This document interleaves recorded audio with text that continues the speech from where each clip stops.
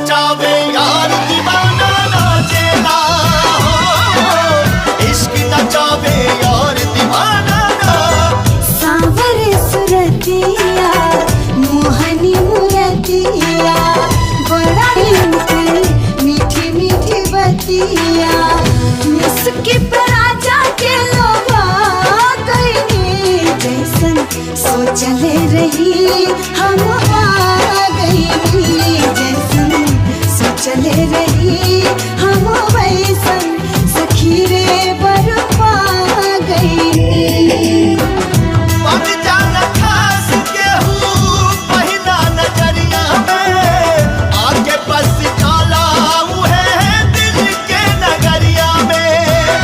होके बेचैन नैना खोजे यार के, नशाई हा प्यार के की यार के दीदार के काला यार के दीदार। कोत हनी जादू ऐसन रंगवा सजन जी पिरतिया के रंग में रंगाए बाट मान जी।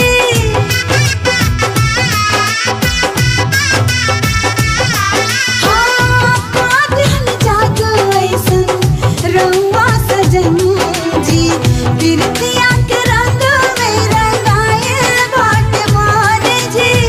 पिरतिया के रंग में रंगाए बाट मान गाय पलम जी सिंगार बन के आ गईनी जैसन सोचले रही हम वैसन सखी रे बरपा गईनी।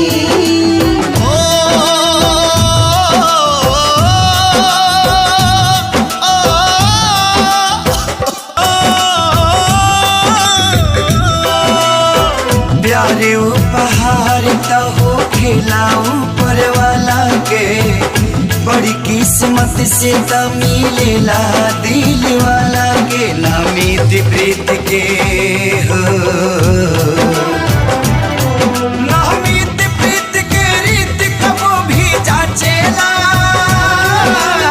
इसके नचावे यार दीवाना नाचेला है, इसके नचावे यार दीवाना नाचेला।